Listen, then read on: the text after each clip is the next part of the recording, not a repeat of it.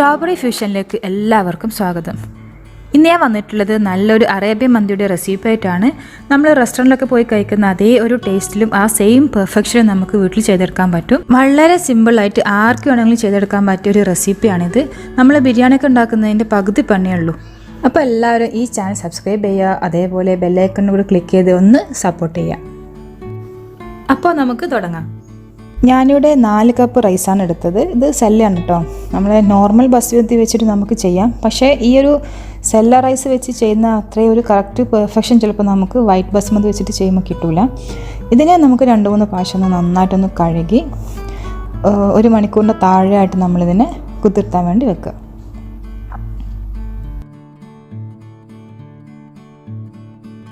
പിന്നെ നമുക്ക് വേണ്ടത് ഒരു ചിക്കനാണിത്. 1 കിലോൻ്റെ ചിക്കനാണ് കേട്ടോ. 2 പീസാക്കിയിട്ടാണ് ഞാൻ എടുത്തിരിക്കുന്നത്. ഈ ചിക്കനെ നമുക്കൊന്ന് മാരിനേറ്റ് ചെയ്യണം.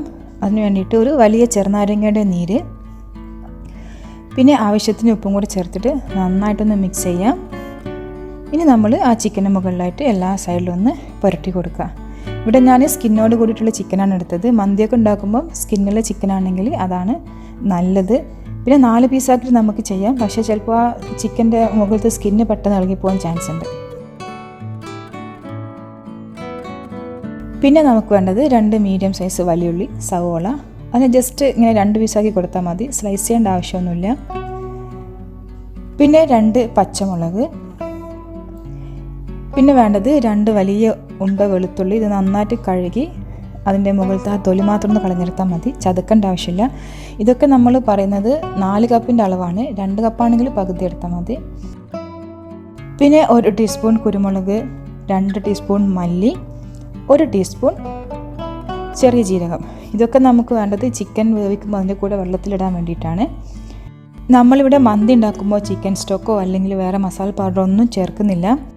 നമ്മുടെ റൈസിന് നല്ലൊരു ഫ്ലേവർ കിട്ടാൻ വേണ്ടിയിട്ട്, ആ കറക്റ്റ് ഫ്ലേവർ കിട്ടാൻ വേണ്ടിയിട്ട് നമ്മളൊരു വൈറ്റ് തുണിയിൽ നമുക്ക് ആവശ്യമുള്ള സ്പൈസസ് എല്ലാം നമ്മൾ കെട്ടി ഒരു കിഴി പോലെ ഉണ്ടാക്കുക ചെയ്യുന്നത്. നല്ലൊരു കോട്ടൺ വൈറ്റ് തുണി എടുക്കുക. അതിലേക്ക് 1 ടീസ്പൂൺ സാജീരകം, ഒരു ടേബിൾ സ്പൂൺ പെരിഞ്ജീരകം, വലിയ ജീരകം, 1 ടീസ്പൂൺ ചെറിയ ജീരകം, പിന്നെ കുറച്ച് ഗ്രാമ്പു, ഒരു 3 ബേ ലീഫ്, 2 പട്ട, 2 പീസ് പട്ട, പിന്നെ 2 സ്റ്റാർ, 2 ജാതിപത്രി, പിന്നെ കുറച്ച് ഏലക്കായ. ഇവയെല്ലാം കൂടെ നമുക്ക് ഒരുമിച്ച് ഇതേപോലെ കെട്ടിയിട്ട് ഒരു കിഴി ഉണ്ടാക്കുക.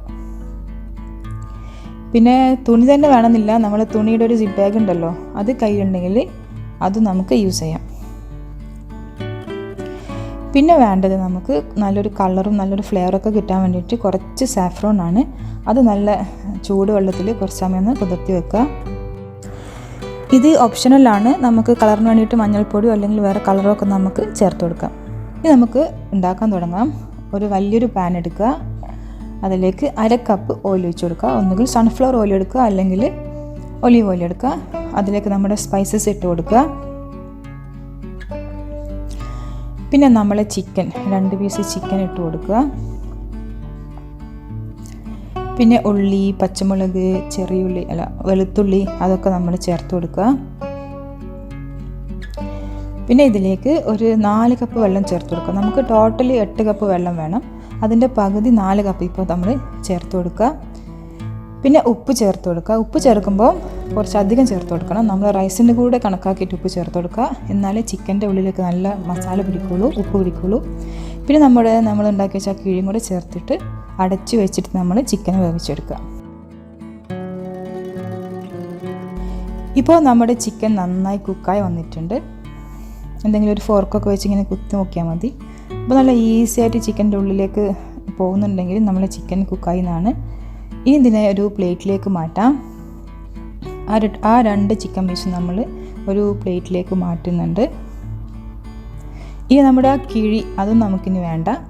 ചിക്കൻ നമുക്ക് വേണം കേട്ടോ, ഈ കിഴി നമുക്കിനി വേണ്ട, അത് നമുക്ക് ഒഴിവാക്കാം. ഇനി ഇതിലേക്ക് നമ്മൾ ബാക്കിയുള്ള 4 കപ്പ് വെള്ളം കൂടി ചേർത്ത് കൊടുക്കുക. ഉപ്പ് ജസ്റ്റ് ഒന്ന് ചെക്ക് ചെയ്യുക. ഉപ്പ് നമ്മൾ നേരത്തെ ഓൾറെഡി ഇട്ടതാണ്, പക്ഷേ എന്നാലും ഒന്ന് ചെക്ക് ചെയ്ത് നോക്കുക. ഇനി ഇത് തിളക്കാൻ വേണ്ടി വെക്കുക. ഇത് നന്നായിട്ട് തിളക്കുമ്പോൾ ഇതിലേക്ക് നമ്മൾ നേരത്തെ സോക്ക് ചെയ്ത് കഴുകി അരി ഉണ്ടല്ലോ, അത് വെള്ളമൊക്കെ വാർത്തെടുത്തതാണ്, അതും കൂടെ ചേർത്ത് കൊടുക്കുക. നമ്മൾ റൈസ് ചേർത്തിട്ട് ആദ്യം നല്ല ഫുൾ ഫ്ലെയിമിൽ വെച്ച് കൊടുക്കുക കേട്ടോ. ഒരു 2-3 മിനിറ്റ് നല്ല ഫുൾ ഫ്ലെയിമിൽ നമ്മൾ റൈസ് തിളക്കണം. പിന്നെ ചെറിയ ഫ്ലെയിമിൽ വെച്ചിട്ട് നമ്മൾ വേവിച്ചെടുത്താൽ മതി. ഇനി നമ്മുടെ ചിക്കൻ നമുക്ക് ഇതേപോലെ തന്നെ കഴിക്കാം കേട്ടോ. നല്ല കുക്കായ ചിക്കനല്ലോ, നല്ല ടേസ്റ്റാണ്. പക്ഷേ നല്ലൊരു കളറും കുറച്ചുകൂടെ ഒരു ഇത്തിരി എരിവൊക്കെ കിട്ടാൻ വേണ്ടിയിട്ട് ഞാൻ കുറച്ച് സാഫ്രോണും അതിലേക്ക് കുറച്ച് കുരുമുളക് പൊടിയും ചേർത്തിട്ട് നന്നായിട്ടൊന്ന് ബ്രഷ് ചെയ്ത് കൊടുക്കുന്നുണ്ട്. ചിക്കൻ്റെ മുകളിൽ നമുക്ക് ഇഷ്ടമുള്ള മസാല പുരട്ടി കൊടുക്കാം. മുളക് പൊടിയോ അല്ലെങ്കിൽ സാഫ്രോൺ ഇല്ലെങ്കിൽ കുറച്ച് മഞ്ഞൾപ്പൊടിയോ ഹോട്ട് സോസോ എന്ത് വേണമെങ്കിലും നമുക്ക് ചെയ്ത് കൊടുക്കാം. എല്ലാ സൈഡിലും ജസ്റ്റ് ഒന്ന് ആക്കി കൊടുക്കണമെന്നേ ഉള്ളൂ. പിന്നെ ഞാനിവിടെ ഇത് ഓവൻ്റെ വെച്ചിട്ട് ഗ്രില്ല് ചെയ്യാണ് ചെയ്യുന്നത്. ഓവൺ ഇല്ലെങ്കിൽ ജസ്റ്റ് കുറച്ച് ഓയിലിനകത്ത് നമ്മൾ ഫ്രൈ ചെയ്തെടുത്താലും മതിയാവും. ഇപ്പോൾ നമ്മുടെ റൈസ് ഓൾമോസ്റ്റ് കുക്കായി തുടങ്ങിയിട്ടുണ്ട്. വെള്ളം ഫുള്ളായിട്ട് വലിഞ്ഞിട്ടില്ല. ജസ്റ്റ് ഇതേപോലെ ഒന്ന് മറിച്ചിട്ട് കൊടുക്കുക. നമ്മൾ ഒരുപാട് സമയം ഇങ്ങനെ ഇട്ട് ഇളക്കരുത് കേട്ടോ, അപ്പോൾ നമ്മുടെ റൈസൊക്കെ പൊട്ടിപ്പോകാൻ ചാൻസ് ഉണ്ട്. ഇനി നല്ല ലോ ഫ്ലെയിമിൽ ഇട്ടിട്ട് നമുക്ക് ആ ബാക്കി വെള്ളം കൂടി നമുക്ക് വറ്റി വരണം. ഇപ്പോൾ നമ്മുടെ റൈസ് നല്ല കറക്റ്റായി കുക്കായി വന്നിട്ടുണ്ട്. വെള്ളമൊക്കെ ഫുള്ളായി വലിഞ്ഞിട്ടുണ്ട്. ഇനി അതിലേക്ക് നമ്മുടെ സാഫ്രോൺ ചേർത്ത് കൊടുക്കുക. പിന്നെ നമ്മൾ ഗ്രില്ല് ചെയ്ത് വെച്ചിരിക്കുന്ന ചിക്കനും ചേർത്ത് കൊടുക്കുക. പിന്നെ കുഴിമന്തിയുടെ ആ ഒരു കറക്റ്റ് ടേസ്റ്റ് കിട്ടാൻ വേണ്ടിയിട്ട് നമുക്ക് ചെറിയൊരു ചാർക്കോളിന് പീസ് കത്തിച്ച് വെക്കണം. അതിന് വേണ്ടിയിട്ട് ഒരു ബൗൾ വെച്ച് കൊടുക്കുക. പിന്നെ ഒരു ചാർക്കോൾ പീസ് വെച്ചിട്ട് നമ്മൾ കത്തിക്കുക, നന്നായിട്ടൊന്ന് കത്തിക്കുക. ചാർക്കോൾ കയ്യിലില്ലെങ്കിൽ നമ്മൾ കനലൊക്കെ ഉണ്ടാവില്ലേ, വീട്ടിൽ അടുപ്പിൽ കനലൊക്കെ ഉണ്ടാവില്ലേ, അത് വെച്ച് കൊടുത്താൽ മതിയാവും. ഇനി നമ്മൾ ബൗളിലേക്ക് ചാർക്കോളിൻ്റെ കത്തിച്ച പീസ് വെച്ചിട്ട് പെട്ടെന്ന് തന്നെ നമ്മൾ ഓയിലോ അല്ലെങ്കിൽ കുറച്ച് നെയ്യോ ഒഴിച്ച് കൊടുക്കുക. ആ പുക പുറത്ത് പോകുന്നതിന് മുമ്പായിട്ട് നമ്മൾ ക്ലോസ് ചെയ്ത് വെച്ച് കൊടുക്കുക. ഒരു 10 മിനിറ്റ് വെച്ചാൽ മതിയാവും. ഇനി നമ്മൾ റൈസിൻ്റെ കൂടെ സൈഡായിട്ട് സെർവ് ചെയ്യുന്ന ടൊമാറ്റോ ചട്നി സൽസ ഉണ്ടാക്കണം. ഒരു വലിയ ടൊമാറ്റോ, 1-2 ഗാർലിക്ക്, കുറച്ച് മല്ലിയില, പിന്നെ ആവശ്യത്തിന് ഉപ്പ്, 1 ടേബിൾ സ്പൂൺ വിനാഗിരി, സുർക്ക ചേർത്തിട്ട് നമ്മൾ ജസ്റ്റ് ഒന്ന് ക്രഷ് ചെയ്തെടുക്കുക. നമ്മളെ മിക്സിയിൽ പൾസ് ഓപ്ഷൻ ഉണ്ടാവില്ലേ, അത് വെച്ചിട്ട് ചെയ്യാം. അല്ലാതെ ഒറ്റയടിക്ക് നമ്മൾ അടിച്ചെടുക്കരുത്. ടൊമാറ്റോ നന്നായിട്ട് അടിയാൻ പാടില്ല. ഇതേപോലെ ചെറിയ പീസ് വേണം, എന്നാലേ ആ ഒരു കറക്റ്റ് ടേസ്റ്റ് നമുക്ക് കിട്ടുള്ളൂ. പിന്നെ നമ്മൾ റൈസ് ഒന്ന് ഡെക്കറേറ്റ് ചെയ്യാൻ വേണ്ടിയിട്ട് കുറച്ച് ഉണക്കമുന്തിരി ഫ്രൈ ചെയ്തെടുക്കുന്നുണ്ട്. അതേപോലെ തന്നെ ഒരു സവോളയും നമ്മൾ ഫ്രൈ ചെയ്തെടുക്കുന്നുണ്ട്. ഇപ്പോൾ നമ്മുടെ ചാർക്കോളിൻ്റെ സ്മെല്ലൊക്കെ നമ്മുടെ റൈസിന് കിട്ടിയിട്ടുണ്ട്. ഇനി നമുക്കിതിനെ സെർവ് ചെയ്യണം. ആദ്യം നമുക്ക് ചാർക്കോൾ എടുത്ത് മാറ്റാം. പിന്നെ നമ്മുടെ ചിക്കൻ മാറ്റാം. വേണമെങ്കിൽ ആ ഉള്ളി വെളുത്തുള്ളിയൊക്കെ ഉണ്ടല്ലോ, അതൊക്കെ നമുക്ക് ഇത് ജസ്റ്റ് ഒന്ന് മാറ്റി വെക്കാം. നിർബന്ധമുള്ള കാര്യമല്ല. ഇനി എല്ലാം കൂടെ നന്നായിട്ടൊന്ന് മിക്സ് ചെയ്തെടുക്കുക. നമ്മളെ വേവൊക്കെ പക്ക കറക്റ്റാണ്. മന്തിയുടെ മെയിൻ ഇമ്പോർട്ടൻ്റ് ആയിട്ടുള്ള ഒരു കാര്യം എന്ന് പറഞ്ഞാൽ വേവാണ്. വേവ് കൂടിയോ മന്തിൻ്റെ ടേസ്റ്റ് പോകും. അപ്പോൾ നമ്മൾ മന്തി ഉണ്ടാക്കുമ്പോൾ ആ വേവ് കറക്റ്റായിരിക്കണം. നമ്മളെ വെള്ളത്തിൻ്റെ അളവ് നല്ല പക്ക കറക്റ്റായിട്ട് എടുക്കുക. ഇനി നമുക്കിതിനൊരു സെർവിങ് പ്ലേറ്റിലേക്ക് മാറ്റാം. നമ്മുടെ ഓരോ റൈസും നല്ല സെപ്പറേറ്റ് ആയിട്ടാണ് കിടക്കുന്നത്. അങ്ങനെ റൈസ് ഒരുപാട് പൊട്ടിപ്പോയിട്ടൊന്നുമില്ല.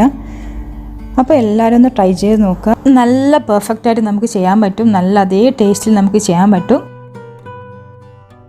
എൻ്റെ ഈ വീഡിയോ നിങ്ങൾക്ക് ഇഷ്ടമായിട്ടുണ്ടെങ്കിൽ ലൈക്ക് ചെയ്യുക. അതേപോലെ ഫാമിലി ഫ്രണ്ട്സൊക്കെ ആയിട്ടൊന്ന് ഷെയർ ചെയ്യുക. പിന്നെ ഇത് ട്രൈ ചെയ്തിട്ട് കമൻറ്റ് ബോക്സിൽ വന്നിട്ട് നിങ്ങളുടെ അഭിപ്രായമൊക്കെ പറയാം. ഓക്കെ, അപ്പോൾ താങ്ക് യു. ബൈ.